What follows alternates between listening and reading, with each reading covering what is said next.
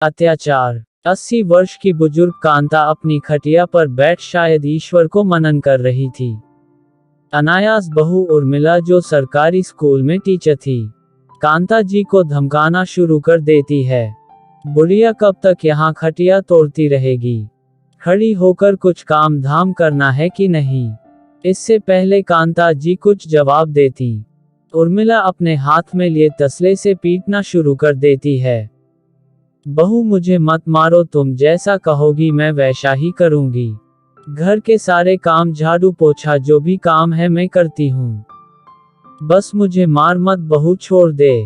आंखों में आंसू डगमगाते कदम ईश्वर से अपनी मौत की दुआएं मांगती हुई कांता जी काम करने की कोशिश करती हैं। वृद्धा अवस्था में कदम आगे बढ़ने में वक्त लगता है, लेकिन इस बात का उर्मिला को कोई फर्क नहीं पड़ता। उस बुजुर्ग कांता को धीरे धीरे काम करता देख उसका गुस्सा और भी तेज हो गया, और अपने क्रोधित मूड में कांता के पीछे से जाकर उन्हें फिर से पीटती है। इस अवस्था में मारना पीटना देख हर किसी का हृदय दहल जाता, लेकिन वहां खड़ी उर्मिला की मां चुपचाप सब देख रही थी। बेचारी कांता जी लाचारी में हाथ जोड़ के उर्मिला की मां से अपनी जिंदगी की गुहार लगा रही थी।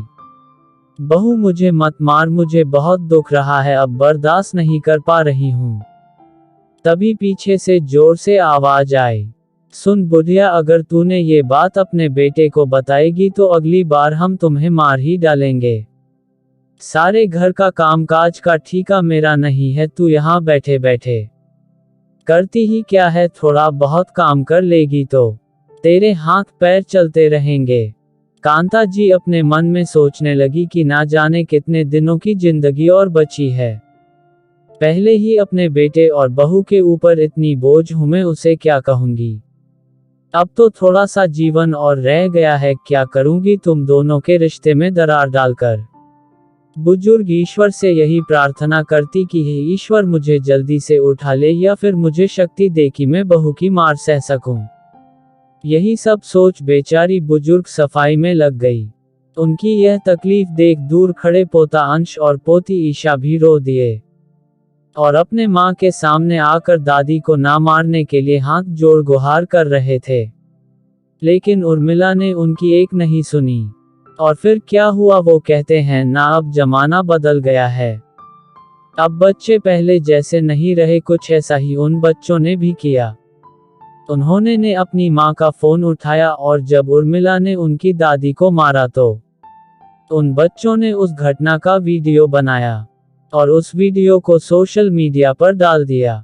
कुछ समय के बाद ये वारदात पुलिस तक पहुंच गई, और पुलिस ने आकर उस वृद्ध महिला कांता जी को उसकी बहू उर्मिला के कैद से छुड़वा दिया, और उर्मिला को थाने ले जाकर के सलाखों के पीछे कर दिया गया। आज कांता जी हर उस देशवासियों को धन्यवाद देना चाहती है जिनकी मदद से उसे इस दुराचार से मुक्ति मिली। दोस्तों, हमारे इस समाज में विभिन्न प्रकार के दुराचारी लोग रहते, और दुराचारियों को सही वक्त और समय ही ठीक करता है। आज की कहानी में बस इतना ही। कल फिर मिलते हैं एक और नई कहानी के साथ। कहानी सुनने के लिए बहुत बहुत धन्यवाद।